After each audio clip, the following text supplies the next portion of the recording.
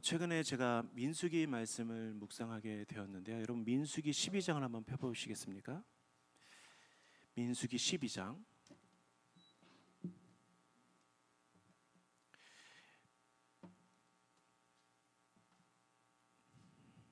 여러분 이 민수기 12장 말씀의 그 제목을 보시면 핸드폰에 제목이 나와 있나요?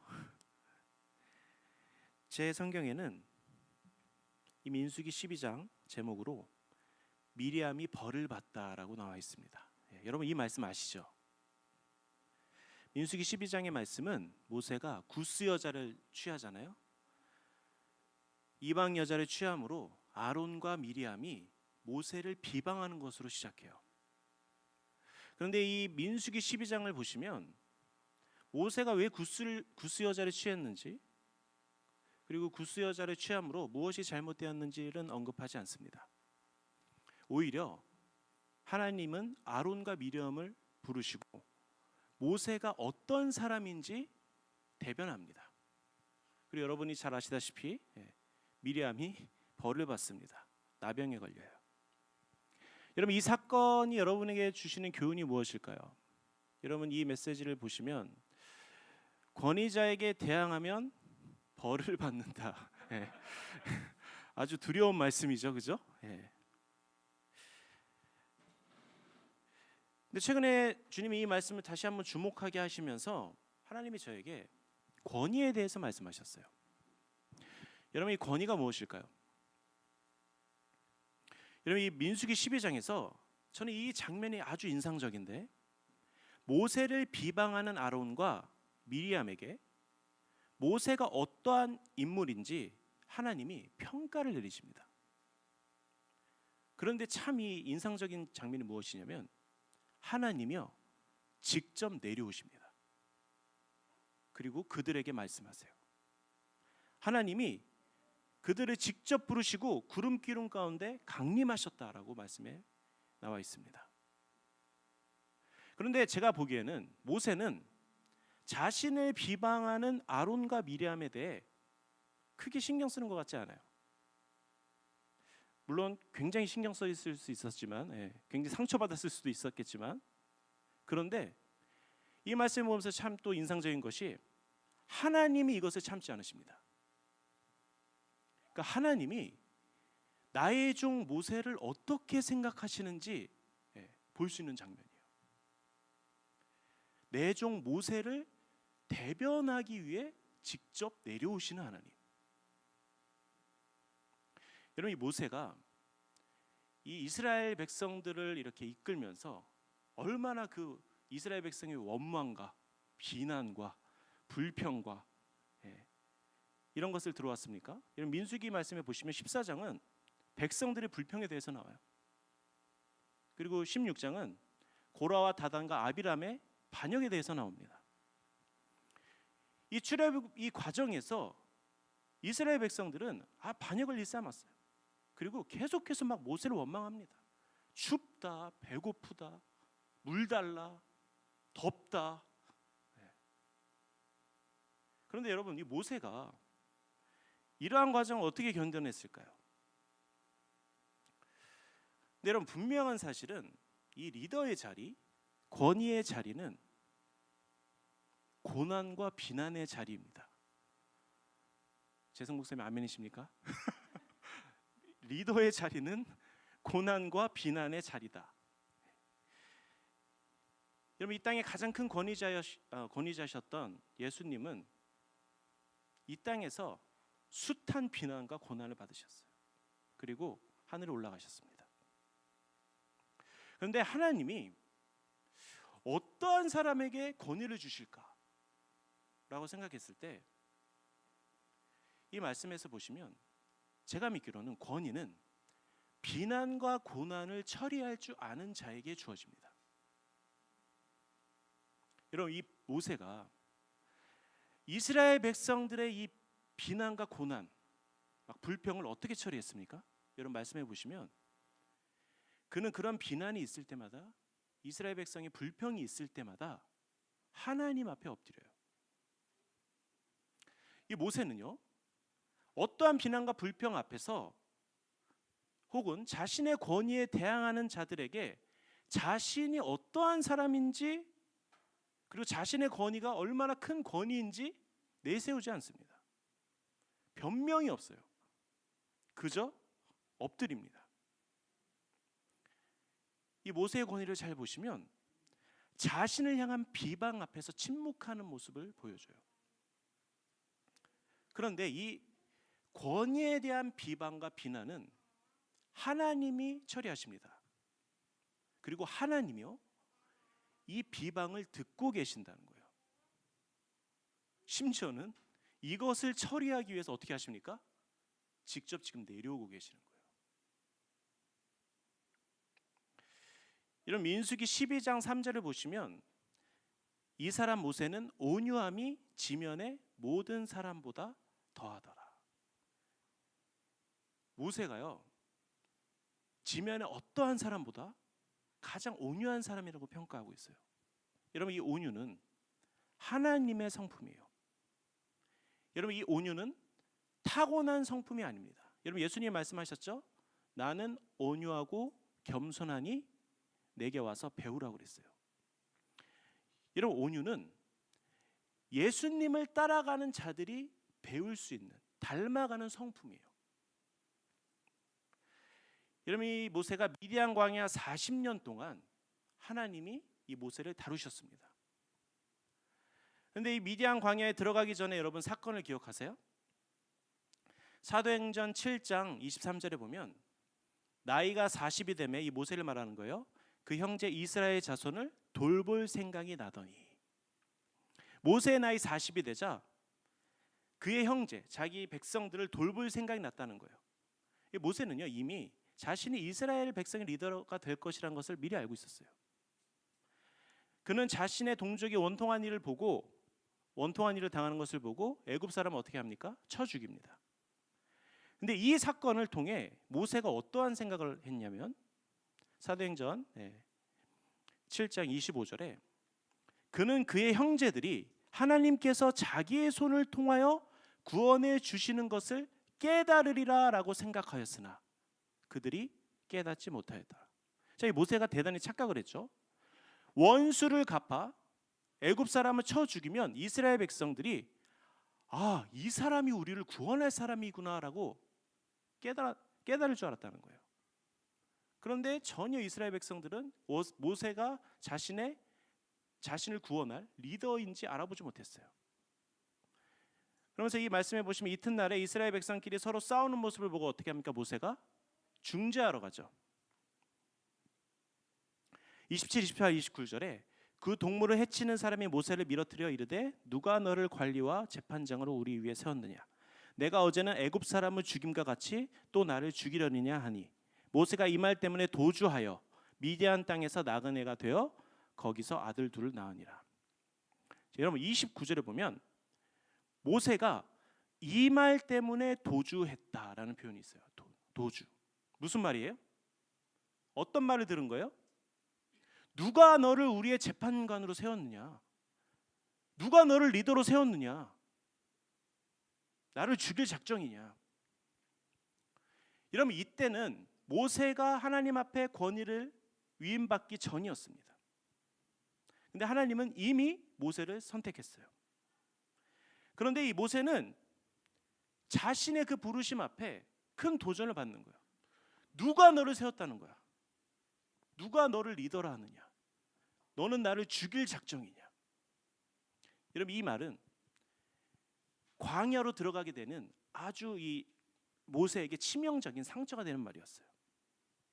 여러분 원수는 이러한 방법을 아주 잘 사용합니다. 그래서 여러분들도 경험이 있으실 거예요. 이러한 상처를 통해 이러한 어떠한 누군가의 공격을 통해 내 삶이 광야로 들어가는데, 근데 이 광야의 기간을 무려 이 모세는 40년을 지내요. 근데 이 40년 동안 양을 쳤다 그러는데 보통 이 훌륭한 리더들은 양을 쳐야 되나 봐요. 다윗도 양을 치고. 근데 어떠한 훈련을 받았는지 정확하게 성경에 나와 있지 않습니다. 근데 분명한 것은 이 모세가 이 기간을 통하여서 온유라는 성품을 배웠다는 거예요. 여러분, 이 온유라는 성품이 무엇일까? 제가 이 온유라는 성품을 이렇게 묵상하면서, 여러분, 누군가가 리더자에게 혹은 목사님에게 당신은 리더의 자격이 없다, 당신이 무슨 권위자냐 막 대항합니다. 때로는 당신에게 사랑이 있습니까? 당신은 나를 죽일 작정이십니까? 모세는 여러분 이런 숱한 비방을 받아요. 그럼에도 굴하지 않고 하나님 앞에 엎드리는 거예요. 하나님을 신뢰하는 거예요. 그러니까 그 비방을 사람에게 돌리지 않습니다. 비방하는 자를 긍휼히 여겨요. 그리고 사랑해요. 저는 이러한 성품이, 모세와 같은 성품이 온유한 성품이라고 믿어요. 비방을 수용할 줄 알고 때론 비방에 대해 대항하지 않는 성품. 여러분, 이 모세는 미리암의 나병이 낫기를 하나님 앞에 구했잖아요. 그리고 여러분, 이스라엘 어떤 한 백성이 네가 나를 죽일 작정이냐? 근데 여러분, 모세가 얼마나 이스라엘 백성을 사랑했습니까?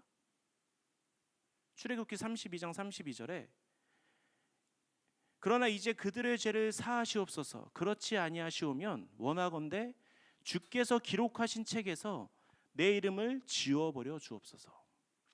여러분, 이러한 고백을 하는 사람이 또 있죠. 사도 바울이죠. 그러니까 이스라엘 백성의 죄를 사해 주지 않으시면 당신이 기록한 생명책에서 나를 지워달라는 거예요. 얼마나 이스라엘 백성을 사랑했는지 알 수 있는 최고의 권위자의 기도예요. 저는 이것이 정말 권위 있는 자의 기도의 모습이라고 생각해요. 자기를 포기할 만큼 이스라엘 백성을 사랑했던 사람이에요. 모세는 이스라엘 백성을 죽이려고 했던 사람이 아니죠. 여러분의 삶에 이러한 기도의 고백을 드려본 적이 있습니까? 이 땅의 연합과 부흥을 주지 않으시거든 덕홀 운동을 주님 지워버려 주십시오.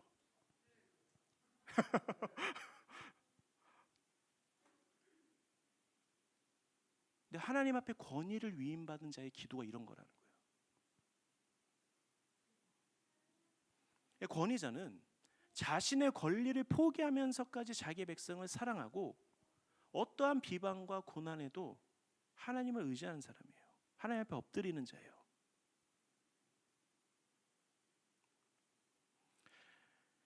여러분, 민수기 12장 6, 7, 8절에 보면 제가 한번 읽어드릴게요. 이르시되 내 말을 들으라. 너희 중에 선지자가 있으면 나 여호와가 환상으로 나를 그에게 알리기도 하고 꿈으로 그와 말하기도 하거니와 내 종 모세와는 그렇지 아니하니 그는 내 온 집에 충성함이라.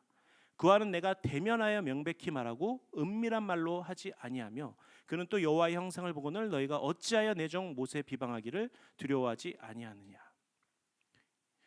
여러분, 쉽게 말하면 이런 거죠. 아론과 미리암에게는 내가 두루뭉실하게, 때로는 해석이 필요하게 얘기한다는 거예요. 여러분, 꿈으로 하나님의 음성을 들으신 적이 있죠. 근데 때로는 우리가 꿈으로 하나님 뭔가를 말씀하실 때 해석이 필요하잖아요. 그런데 내 종 모세에게는 그렇지 아니하다. 왜? 모세는 내 온 집에 하나님 나라에 아주 충성된 종이기 때문이라는 거예요. 모세야 말할 때는 은밀한 말로 하지 않고 명백히 말하고, 내가 모세야 말할 때는 내가 숨어서 이야기하지 않는다. 그와 대면하여 말한다. 모세는 나의 얼굴을 본 자라는 거예요. 그러니까 너는 그런 모세를 비방하다니 너 미쳤구나 이러는 거예요. 아론에게, 미리암에게. 이 모세는 성경에 어떻게 보면 둘도 없는 하나님과 대면했던 자입니다. 얼굴과 얼굴을 마주했던 자예요. 여러분, 권위자가 무엇일까? 여러분, 이 권위는 하나님과 가까이 있는 자예요. 하나님과 대면하는 자예요. 여러분, 하나님과 대면하는 자가 대면한다는 것이 무슨 의미냐면 하나님에 대한 계시가 있는 거예요. 하나님이 누구인지 알고 있어요. 그리고 하나님을 대면하는 자에게 하나님이 말씀하세요. 누구는 환상을 통해, 누구는 꿈을 통해 하나님이 말씀할 수 있지만 모세는 직접 하나님의 말씀을 들었어요. 두루뭉실 돌려서 이야기한 것이 아니라 명백히 하나님이 모세에게 말씀하셨어요. 여러분, 이 모세의 이 권위는 하나님의 놀라운 계시가 있던 사람이었어요. 그래서 여러분, 이 권위자는 계시가 있는 사람인데, 근데 여러분, 이 아론과 미리암에게 그렇다면 계시가 없었을까요?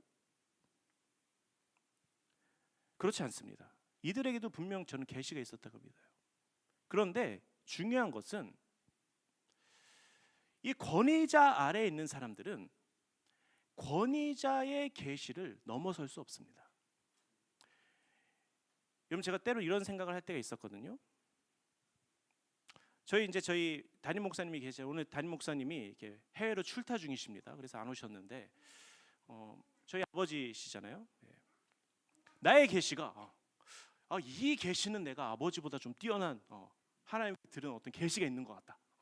이 영역만큼은 하나님이 나에게만 주신 어떤 계시. 그리고 제가 이렇게 저의 권위와 함께 이렇게 저희 아버지와 함께 사역을 진행하다 보면 이 영역은 내가 옳은 것 같아요. 여러분, 그런 생각 해보신 적 있지 않으세요? 네. 자, 이 모세가 지금 이 민수기 12장에 보시면 이 구스 여인을 취한 사건은 이 이방 여인을 취한 사건이기 때문에 뭐 어떤 면에서는 분명 비난받을 만한 일입니다. 경건한 일은 아니잖아요. 옳은 일은 아닌 거예요. 그런데 하나님은 이 일에 침묵하세요. 물론 모세를 따로 불러가지고 엄청 혼났을 수도 있어요. 그래도 어쨌든 그들 앞에서는 침묵하세요. 여러분, 이 아론과 미리암의 이 판단과 이 비방이 아주 타당할 수 있습니다. 그런데 하나님은 권위자에 대한 어떠한 비방도 허락하지 않아요. 여러분, 하나님은 이 권위를 아주 중요하게 생각해요. 근데 때로는 우리 안에 나의 어떤 경험과 이론이 더 이렇게 낫다고 주장할 때가 있어요. 누구는 저도 그렇게 생각할 때가 있어요. 나의 계시가 더 앞서 있다. 그런데 여러분, 하나님은 권위자 밑에 있는 사람의 어떤 계시든 그것이 이론이든 그 사람의 경험이든 그러한 것으로 일하시는 하나님이 아니십니다. 하나님은 권위의 하나님이세요. 무엇보다 하나님은 하나님과 대면하는 자를 통해 그 권위자의 입술을 통해 하나님 일하시기를 즐겨하십니다. 하나님은 언변도 좋지 못한 모세를 통하여서 세일을 행하십니다. 하나님이 일하시는 방법이에요. 그러니까 하나님이 어떠한 일을 진행하실 때 때로는 우리의 어떤 교만함과 우리의 지식과 경험, 때로는 대단한 계시를 통해서 일하시기보다는 하나님은 오히려 권위자의 약함을 통해서 일하셔요. 그러니까 뭔가 앞서 있는 것 같은 걸로 하나님이 일하시기를 즐겨하지 않으세요. 그런 걸로 일하시는 분이 아니에요. 오히려 대단한 일보다 하나님은 그 권위자의 약함을 통해서 일하실 때가 많다는 거예요. 여러분, 성경에 나오는 권위자들을 보십시오. 권위받은 자들은 대부분 이렇게 말에 능통하지 않고 육체의 가시를 가진 자들이었어요.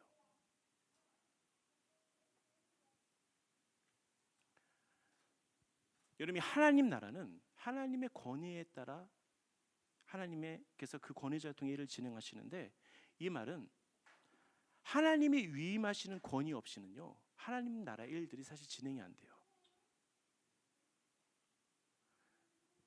여러분, 이 권위에 대한 이 주제가 여러분 우리의 삶에는 이 권위라는 주제를 반드시 통과하게 되어 있습니다.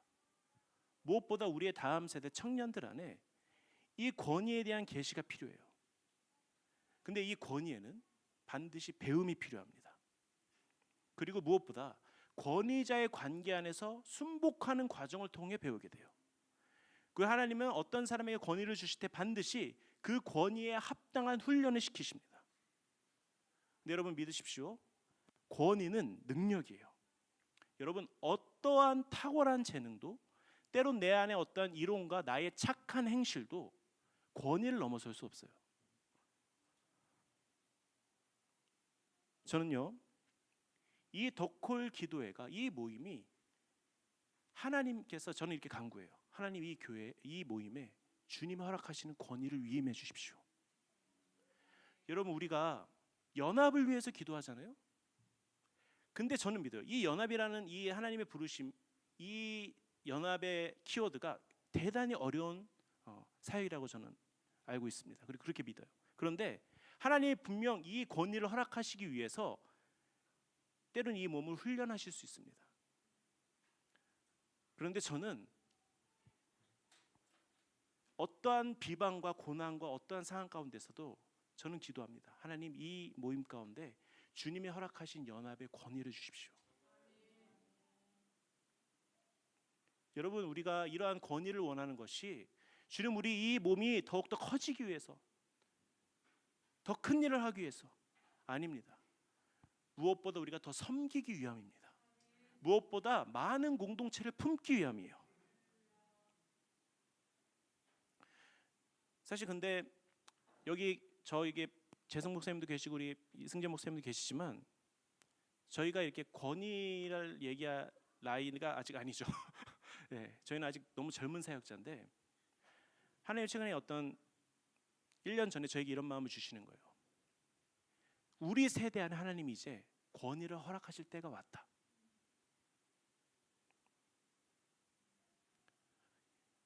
여러분, 이 덕골 사역이 하나님 나라를 위해 확장되기 위해서는, 그 부르심을 이루기 위해서는 반드시 하나님으로부터 오는 권위가 위임되어야 될 줄 믿습니다.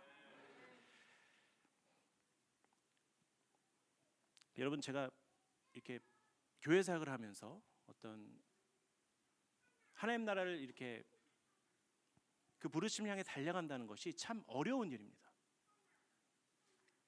그러니까 제가 사실 이렇게 주님 앞에 이러한 고백을 한 적이 있어요. 주님, 너무 힘들어요. 하기 싫어요. 저 이거 왜 해야 돼요? 때론 제가 저희 부모님 앞에, 여러분 부모님 앞에 이런 뭐랄까요? 투정할 수 있잖아요. 엄마 아빠 저 하기 싫어요. 근데 저희 부모님이 위로해 주시지 않으시고 이런 말씀하시더라고요. 그럼 넌 자격이 없는 거야. 그래서 더 이렇게 난 위로를 받고 싶은데, 근데 여러분, 제가 그래요. 이 목사님들 공감하실 거예요. 사실 우리가 포기하고 싶을 때가 참 많죠. 그래서 뭐 주님 앞에 이렇게 고백할 수 있지만 제가 때로는 주님 앞에, 때로는 뭐 사단 앞에서도 절대 포기하지 않을 거다. 왜 그럴까요? 저는 하나님의 이 권위를 반드시 취하기를 원해요. 이 부르심을 위해서 내가 이것을 포기하는 순간 이 권위의 자격이 상실되는 거예요. 그래서 우리의 어떤 삶의 어떤 비방과 좌절과 고난이 있을 때도 주님, 제가 전진하겠습니다.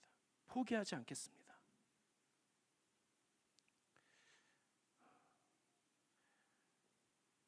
그래서 제 삶의 아주 중요한 가치, 끝까지 하자, 지켜내자.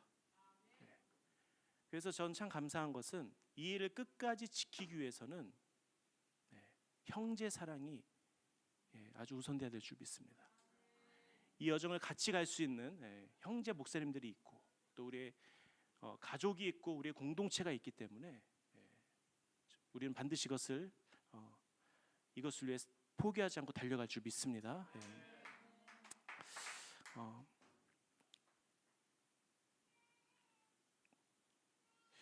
무엇보다 우리 여기 다음 세대 분들이 이렇게 몇 분 계시는데 우리 청년들이 제가 좀 도전합니다. 여러분의 삶에 하나님이 위임하신 권위가 필요해요. 여러분의 삶에 하나님 나라를 위해서 뭔가 하고 싶으시잖아요. 여러분이 뭐 갈고 닦는 어떤 실력이 있을 수 있고 어떤 뭐 여러 가지, 근데 하나님이 위임하시면 권위가 필요합니다. 여러분, 이 권위를 위해서 여러분 훈련받기를 두려워하지 마십시오. 이런 모세는 40년을 훈련받았어요. 여러분 200만 명을 이끌려면 적어도 40년은 훈련받아야 돼요. 여러분 이렇게 여행 다녀보시면 해외에서 이렇게 10명 정도를 통솔할 때 깃발을 듭니다. 그 보신 적 있으세요? 이 가이드가 깃발을 들고 그 10명이 따라와요. 그죠? 네. 근데 여러분 이 모세라는 인물 보십시오. 200만 명을 통솔했어요. 이 어마어마한 권위자예요. 근데 이러한 여러분 삶에 어떠한 삶에 내가 주님 나를 위해 헌신하겠습니다. 리더가 되겠습니다. 그러면 여러분 훈련받기를 두려워하지 마시고 광야에서의 삶을 그 성품을 다루시는 시간을 아주 소중히 여기시기를 축복합니다. 반드시 그곳에서 자라날 것입니다. 예배팀 좀 앞으로 나오실까요? 그리고 무엇보다 이 온유라는 성품을 광야에서 배우시기를 축복합니다. 여러분 온유한 자는 복이 있다고 말씀하세요. 그들이 땅을 기업으로 받게 될 것이다.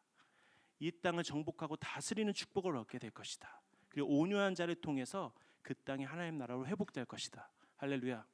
그래서 오늘 이 권위라는 주제, 그래서 저는 무엇보다 우리의 다음 세대 또 이 몸이 하나님으로부터 위임되는 권위가 임하기를 예수 이름으로 축복합니다. 우리 이 시간 다 같이 기도할까요?